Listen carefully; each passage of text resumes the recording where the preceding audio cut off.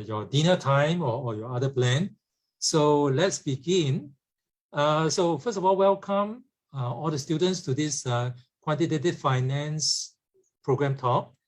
My name is Victor Tan. I'm the Deputy Head of the Department of Mathematics. So you might be wondering, what is the mathematics professor doing at this Quantitative Finance talk? Well, actually, Quantitative Finance is one of the 3 programs offered by the Department of Mathematics. Yeah, so I hope that you're not confused. Huh? So there's a Department of Mathematics within Faculty of Science and CHS. And then in our department, we offer mathematics program. We also offer quantitative finance program. And we also jointly offer the data science and analytic program with statistics department. Okay, so without further ado, I'm going to first introduce our speakers today. So we have the director of the Quantitative Finance program, Professor Huat, with us. So he will be giving the program talk. We also have Professor Chen Ying here. So she's also one of the Quantitative Finance professor who will also share with you some of her experience and insight about QF. Then we also invited 2 QF students to share with you later on from the students' point of view. Okay, so without further ado, let us invite Prof. Tan Huat.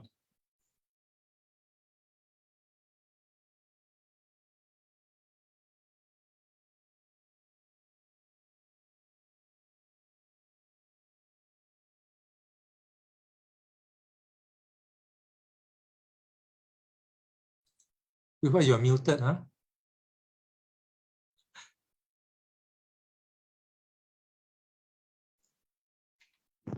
Okay, good afternoon, everyone. I'm Tan Huat, Director of this Quantitative Finance program in the Mathematics Department. Now, in this brief talk, I will give an introduction to the Quantitative Finance major, which you might want to consider taking it up and when you come to NUS in August this year.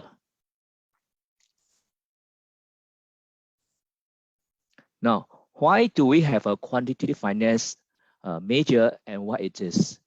By the way, we refer to this Quantitative Finance in acronym QF quite a lot, especially in this brief talk. In the finance industry, right, financial institutions such as banks, investments, and insurance companies, typically they compete with each other in selling financial products to investors, both individual and institution.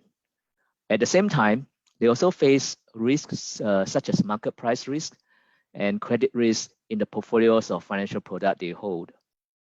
So in recent times, these financial institutions are increasingly adopting sophisticated mathematical models in order to develop and price new and innovative financial products, and also to quantify and manage risks inherent in the portfolio they are holding.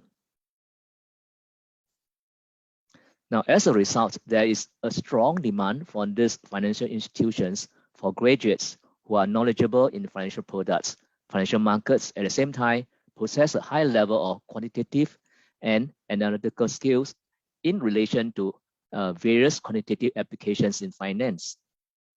Now, persons serving these roles are typically called the quantitative analysts or the quants in short. Now, the QF major offered by the Mathematics Department is designed to meet such a demand for quants from the finance industry and also from students who aspire to become a quant or risk analyst after they graduate. And our QF major has been in existence for almost 20 years, and we have been able to meet these demands with many graduates having successful careers in the finance industry.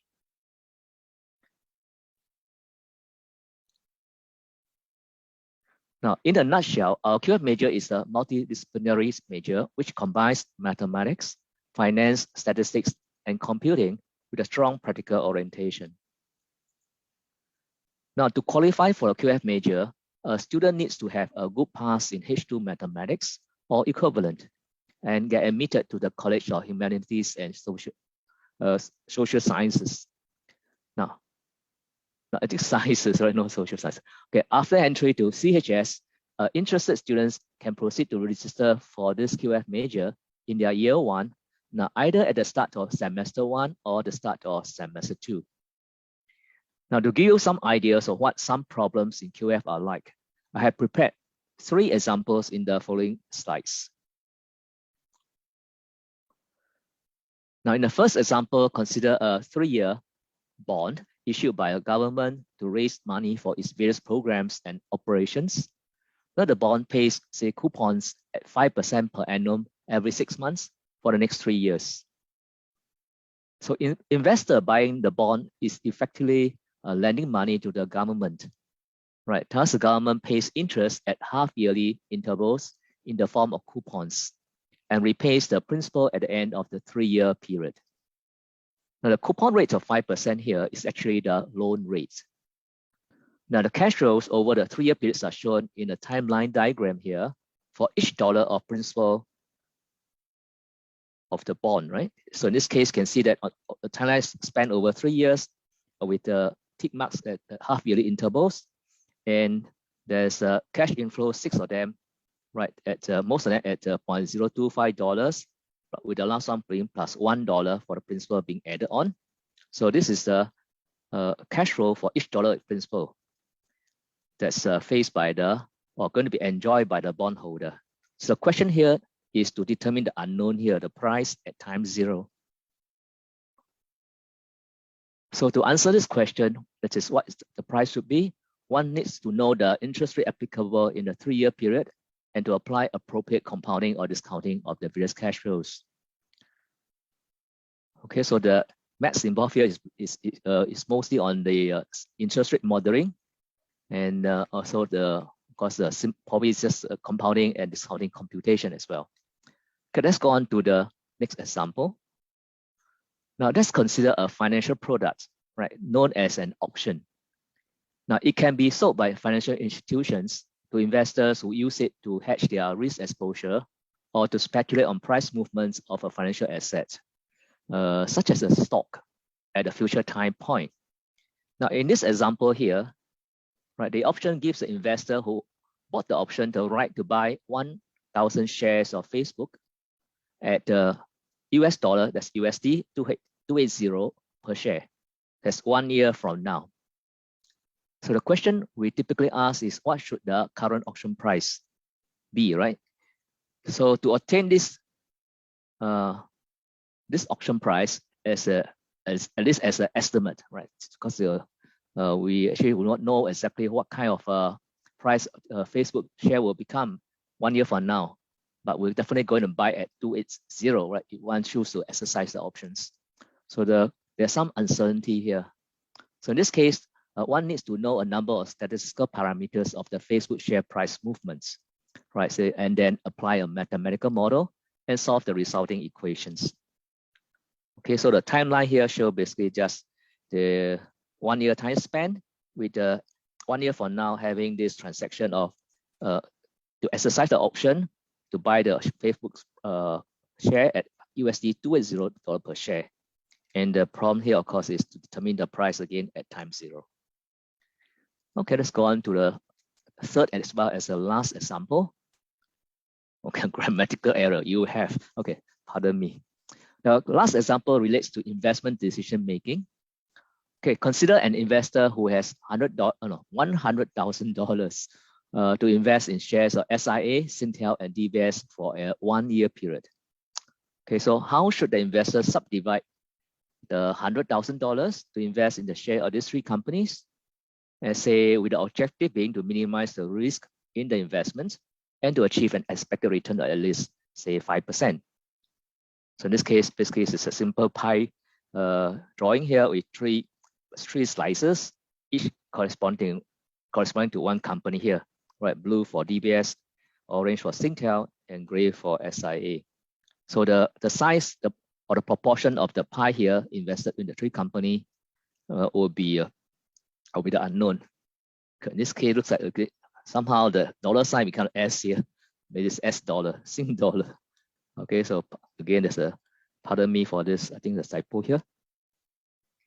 So typically how to deal with this problem, right? Typically expected rates of returns in the share of these three companies, as well as the covariance in their price movements are required in setting out the mathematical model. And then there will be a system or equations to be solved for basically for the proportion of the money, that is in this case $100,000 to be invested in the three companies. Okay, so these are problems that we can encounter in QF, especially in some of the modules you'll be doing if you choose to major in QF. So you can see that quite a bit of math is involved with these financial applications. Now, a commonly asked practical question during open house, right, regarding QF is always, what are the career opportunities for QF graduate? Now, as you might have expected, career opportunities for graduates or QF majors are typically found in the finance industry. Right, employers employing QF major graduates can be in one of the following categories shown here. Right, banks. Okay, this could be local banks, DBS, OCBC, UOB, or international banks such as HSBC, Standard Chartered, Citibank, etc. And of course, or even can be our central bank, the Monetary Authority of Singapore, MAS in short.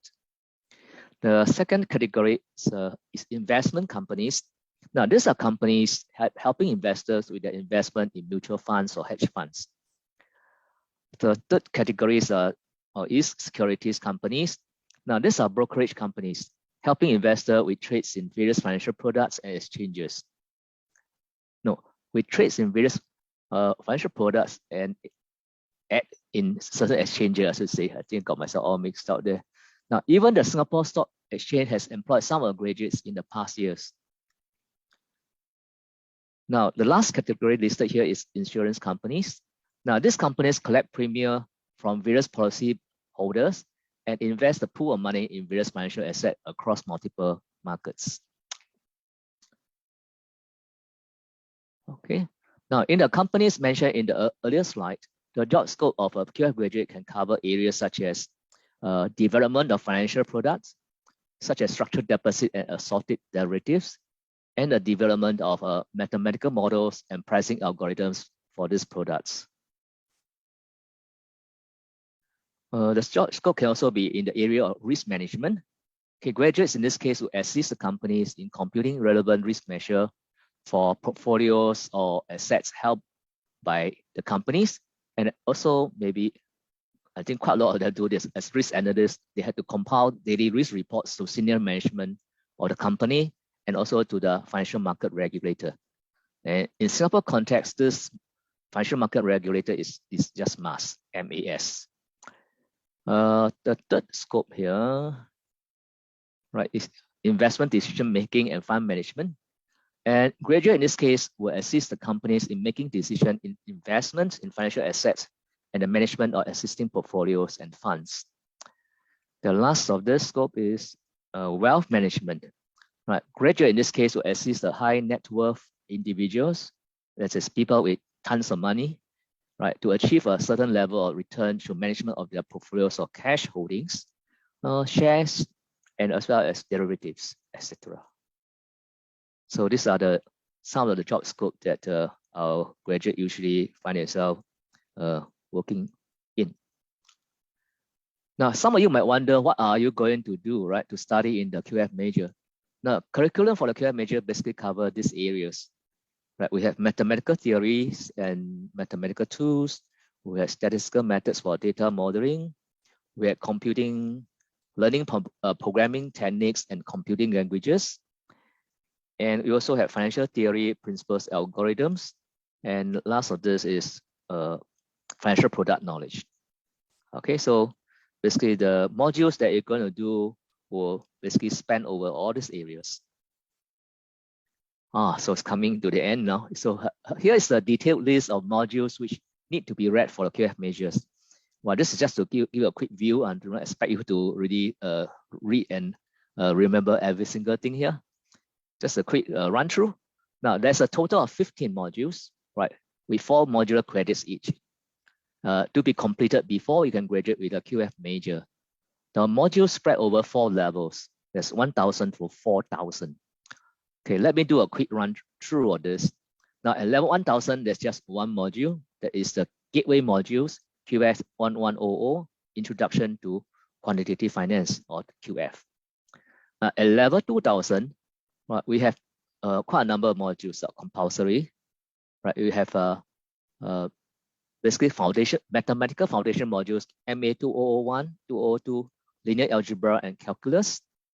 And then moving on, this will lead on to modules, follow up, MA 2104, multivariable calculus. And also MA 2213, numerical analysis 1, or DSA 2102, also with content in numerical analysis. And the next very important module is MA 2116 or ST 2131, module in probability. Now, also at level 2000, we had 2 QF modules, QF 2103, computing for QF, as well as QF 2104, fundamentals of QF. Okay, QF 2104 is essentially a very important module as well, as it's a route leading on to many follow-up modules in level 3000 and 4000 for the QF curriculum. Now at level 3000, right, we had 2 QF modules, QF 2101 on investment instruments and QF 3103 on the more advanced mathematics in QF. We also have a stats module, also a very important modules on regressions, ST 3131. At the level 4000 now, the course of what we usually call the honors level, right? In this case, there are 3 QF modules, QF 102 on financial modeling, QF 103 on the mathematical models of financial derivatives. And the third of this is a project module, right? QF 104, project in QF and FinTech. And this project module is the project module to be completed in 1 semester. Okay, lastly, there is an elective list of 3 QF modules. Right, elective means that you can choose, right? So in this case, choose 1 out of 3.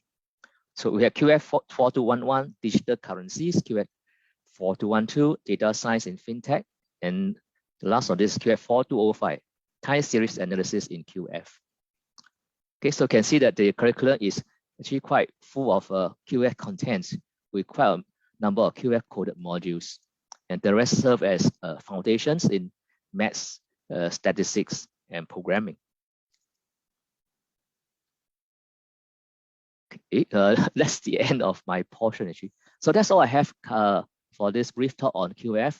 So should you have any question, you can post it in the chat. We'll try to answer your question as much as we can. Yes, Victor, you can take over now. Okay, thanks, Huat.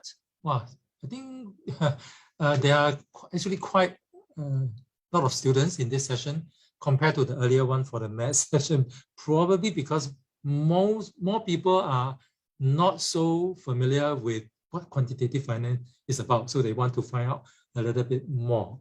I want to invite the 2 students to maybe share a little bit first about their experience. So maybe we start with Yuchen. Okay, thank you. Hello everyone, my name is Yuchen, and I'm currently a year 4 student in quantitative finance. And the reason why I choose quantitative finance is because I am interested in math since young, and I'm also want to have a career in finance. So that's why I choose the multidisciplinary program of quantitative finance. And I wanted to be a trader or quant trader or quant researcher since year 1. And the quantitative finance program has helped me a lot in pursuing my career in terms of improving my logical thinking skills, problem solving skills, and I learned many multidisciplinary knowledges in math, stats, finance, and computer science. And I have done around 6 to 7 internships, mainly in banks, sovereign fund, hedge fund, and trading firms, mainly as a quant trader or quant researcher. And I will be joining a trading firm after graduation. And I think I learned a lot in QF, and I have a really exciting 4 years in QF. And if you want me to give some advice in terms of why choosing QF, or in terms of like general advice to the new batch of students, I would say that there are many exciting problems ahead, and just go ahead and explore, and there are many things to learn, and you will receive many things that you can think of, or you will be very excited about. And try to start your career planning early. There are many possibilities with QF major, as Prof. Tam has just shared. So try to find one that best suits your interests and skills. That's all. Thank you. Okay, very good, Yuchen. So can we also ask Fu Meng to share her experience? Sure. So I've always been interested in finance and maths. But QF, like compared to traditional finance, right? QF approaches like financial market in a more systematic and sophisticated manner. So if you enjoy like applying maths and statistical models on the financial market, then QF is something for you. I think for me, my experience so far is that because the QF courses is divided into two categories, like one is more finance-based, the other one is more math and statistical based. I would say I get a deeper and better understanding of the financial market from the accounting and financial mods, but also it's like from the math and statistical mods and also the CS mods, I could kind of have the like habit to approach like problems, questions in a more systematic and logical manner. And I think that's like two sides how QF had benefited me so far.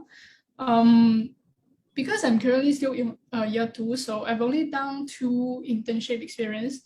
Both of them are like quantitative analysts at a commodity trading house. So it's basically in charge of like doing fundamental and technical analysis on the commodity market, and assist in building models for commodity trading. I think for QF, what you can expect is rigorous math and statistical course, and also like financial costs for you to get a better understanding of the financial market. Like career-wise, it's actually quite a wide-based selection that you can go for. You can either go for like more pure finance career, like in the investment bank, or more like technical roles at quant, like more back end. So it's really like up to your interest to choose what you want to pursue. Yeah. Okay, thanks for the experience from Yuchen and Fu Meng. Can we now invite also Prof. Chen Ying to say a few words? Okay, sure. Actually, yeah, I have slides which I use for the DSD. Let me share my screen. I won't talk too much. No worry. So, well, just a second. Okay. Can you see my, yeah. All right. So I'm Chen Ying from NUS Department. I actually involve both the DSE and the quantitative finance. Actually, yeah, DSE is also how to say jointly offered in NUS Department. So we actually all agree that the most exciting change nowadays is in the, let's say, digital economy, right? Basically across all sectors, and everyone is not to pick up new skills as, let's say, the ecosystem has been changing faster with many new technology. I would say in Singapore, particularly in Singapore, the most exciting change possibly happening in financial industry. For example, the blockchain and cryptocurrency segment is booming, making up 20% of all fintech company in Singapore. With opportunity come challenge, right? For example, how we understand the Bitcoin and its ecosystem. Just for your information, there are now more than 12,000 cryptocurrency, and what truly astonishing is the growth rate. the number of cryptocurrency more than doubled from 2021 to 2022.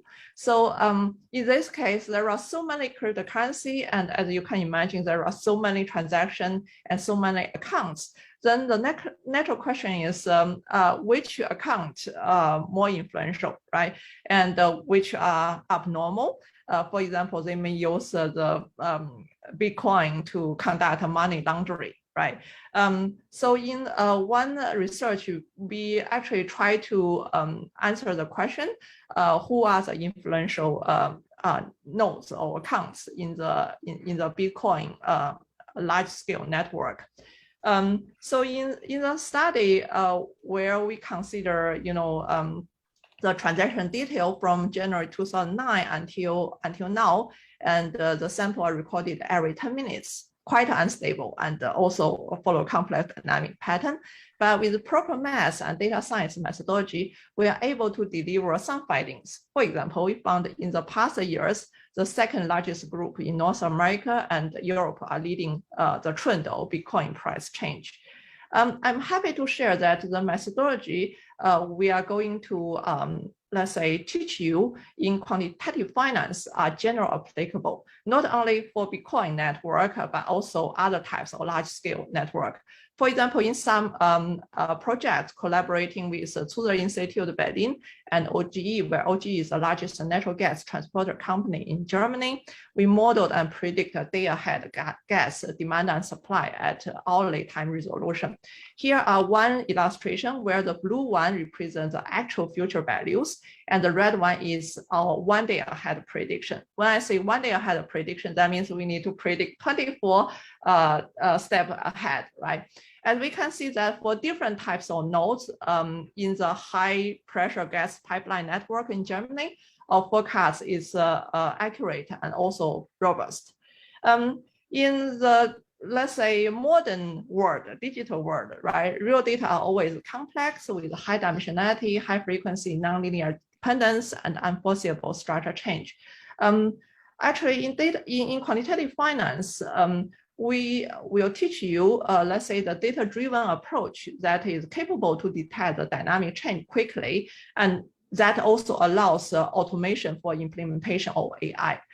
Here are some projects we have completed, including the term structure of interest rate prediction for the next 3 to 12 months. And the black one is true, blue one is our forecast, and red one is the best alternative, right? We also worked with the limited order book. That is time-stamped, let's say, up to millisecond. What we did here is to predict the accumulated liquidity on both beta and alpha sides. Again, the gray one is the true value, and blue and red are our forecast for the next 50 minutes for this millisecond data. And this is one illustration for Apple.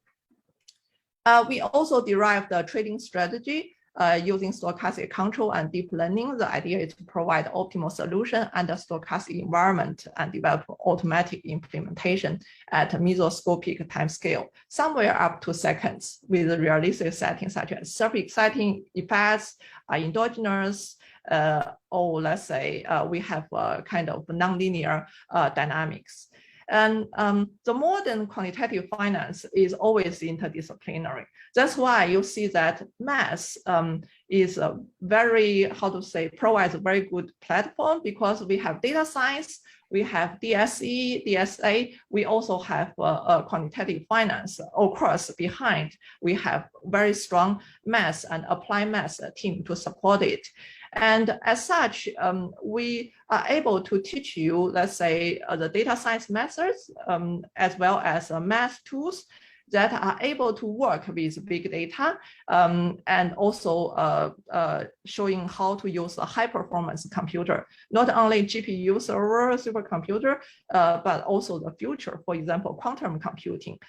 We actually recently organized a workshop, a Frontier in FinTech and Quantum Computing 2022 by Center for Quantitative Finance, which is a center under NUS Department, together with Risk Management Institute, where 7 speakers share the latest advance in quantum finance and FinTech.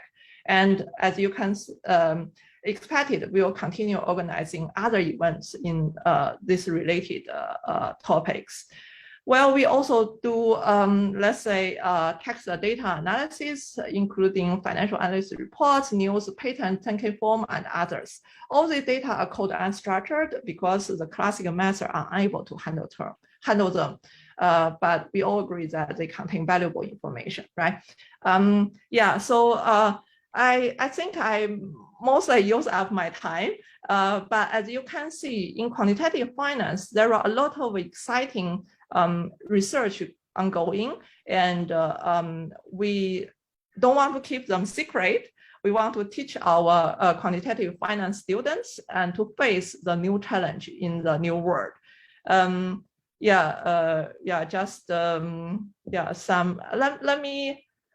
Let me directly jump to the last slide. Which actually shows our expertise on data science and fintech. And of course, there are more, and we have new colleagues.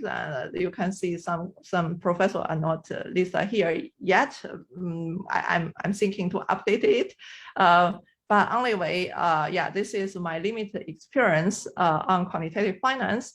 And welcome to join us. Thank you very much. Thanks, Chen-Ying. Oh, your PowerPoint is very impressive. Thanks. Okay, so I believe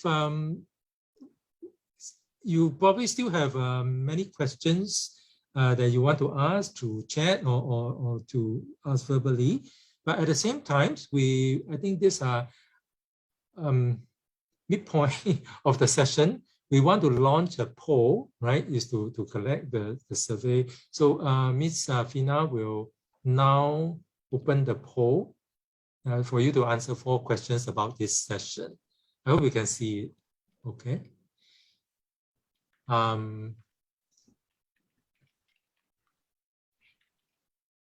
It doesn't mean that this is the end of the session, so you can continue to ask questions. We will leave this poll open for a while. Actually, I also have 2 slides to share.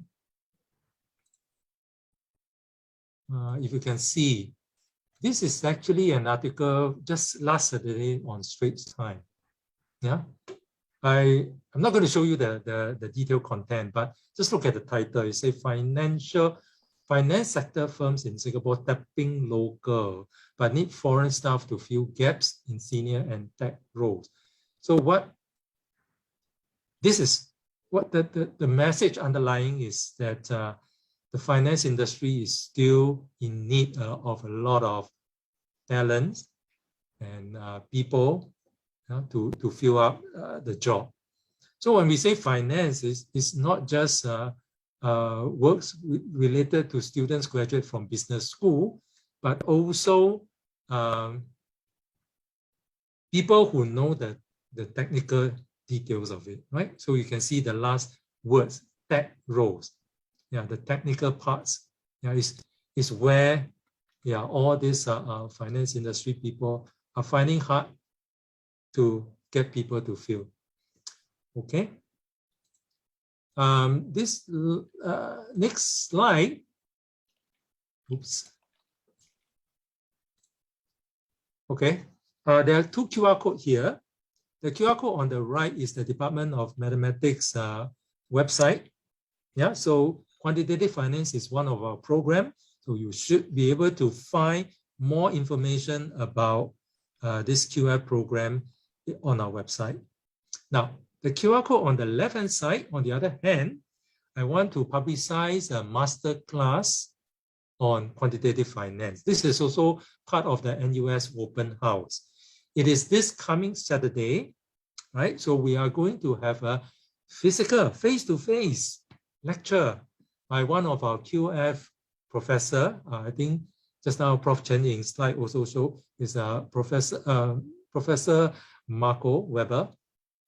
So he will give a talk. The title is, what is your options? Okay, it sounds like grammar mistake, right? Options. Yeah, but this is actually a pun. Options is is a technical term is a term in finance. Yeah. So if you want to find out what is this talk about, yes, do sign up. I think the seats will be filled up very, very fast. Okay. So scan this QR code, right? Look for the QF masterclass, right? Saturday morning, 10:45 a.m. All right. So you can continue to type your question. So there are quite a number of students who ask about do they need a master degree in QF? I think Chen have already answered, and Huat also make some comments. Yeah.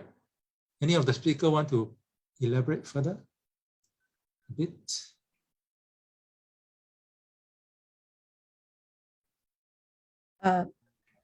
Maybe I just say something about that. I think it really depends on how deep you want to go in quants. As mentioned in the answer, certain let's say certain financial institutions do require very advanced math techniques to solve the challenge. For example, they have a really large scale problem, and there are heterogeneity or multiple agents where the agents' behavior are different. I would say that our undergraduate quantitative finance provide very solid training so that you know what happens in quantitative finance. And with the knowledge and method you have learned, I think should be enough for you to work in a quant team. But if you want to lead a quant team, that will be somehow different. Of course, you can gain experience from industry, but simultaneously, I would say that some tasks are really do really need very advanced techniques, for which I would say postgraduate study is necessary. So far, I know several, let's say, quant leaders, not in Singapore, but in, let's say, UK and Germany. And they were actually my, how to say, classmates in the PhD program. Because if you want to lead a quant team, yeah, basically you do need to have more advanced math to do that.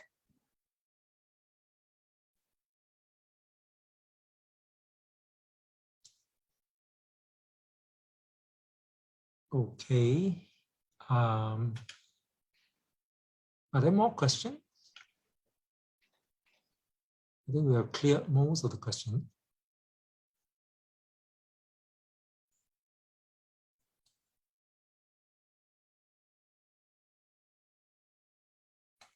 Yu Chen and Fu Meng, you want to share whether the courses that you are taking are very difficult, very challenging? I don't think it's very difficult. It is very exciting to learn, and there are many new knowledge to learn. But as long as put effort and time, we will absorb all the knowledges. And I think it is not like extremely challenging, but there are challenges which makes me excited and which develops my skills. I agree with you, Chen.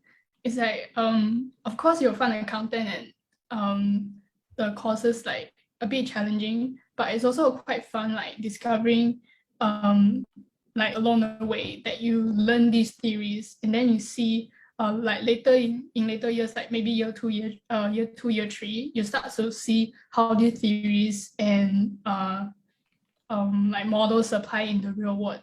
You will see like the real world effect. So it's like kind of a sense of achievement that you can apply your knowledge in the real world. Thanks. I really have to thank the two students. I know this week is like the midterm week, a lot of assignment. Yeah, and thanks for agreeing to spend some time to share your experience with the prospective students.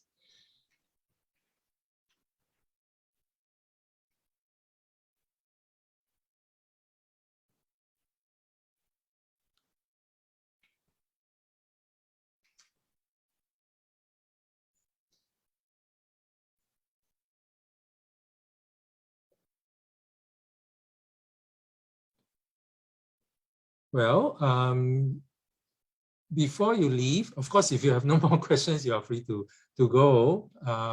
But before you leave, please remember to take part in the poll, right? Just 4 very simple questions.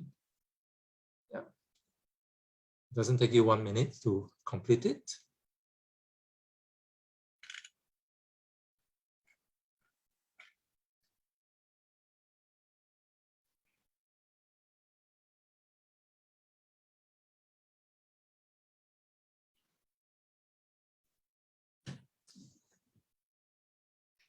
Yeah, I can see from the response of the polls, I think students probably still can't really decide that you want to do a quantitative finance or even you decide to come to CHS.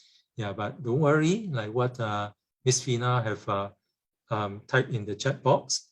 If after today's session, you still have other queries, yeah, feel free to send to this email address, askmathug. Okay, we will reply to you.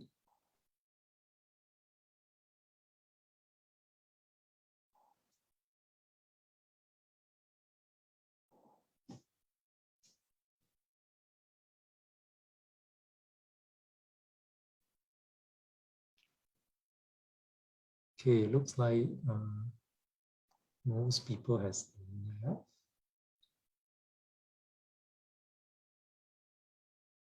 Let's wait for another few more minutes. Simple example.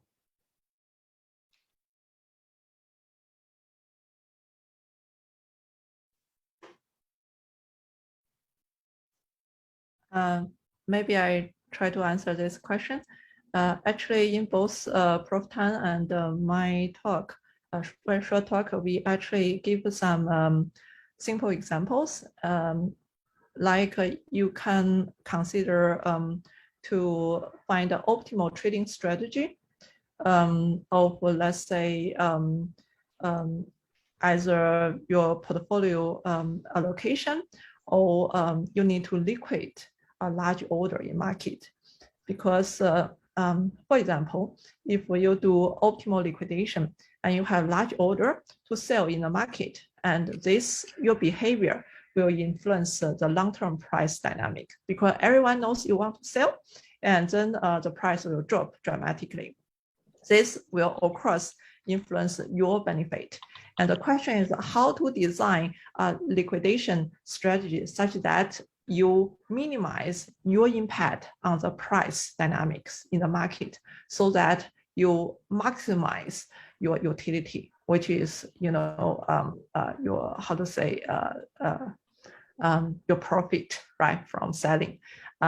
This needs quantitative finance tools. And you need to have dynamics. And nowadays, the dynamics with realistic assumption becomes NP hard. And even the numerical solutions are difficult to derive. So what people do now is to use deep learning to approximate the whole dynamics and to find the optimal solution. So this is, let's say, one simple example of application of QF.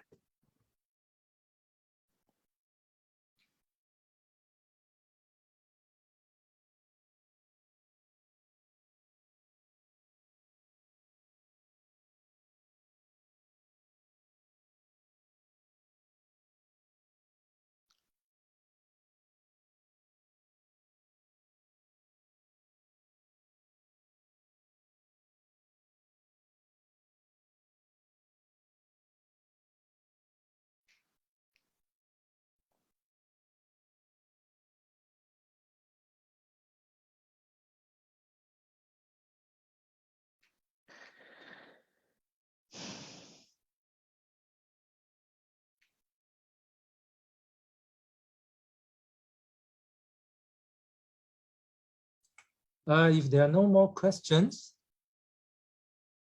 I think we can all go for our early dinner. Yeah, I hope that you have some better idea, right, that can help you to make an informed decision whether quantitative finance is something for you, something to your liking. Yeah, so you still have time. Yeah, take your time to think about it and to decide. Okay, I think we can end our Zoom meeting here. Thanks again to all the speakers. Yeah, and take care. Bye-bye. Thanks. Bye-bye. Bye.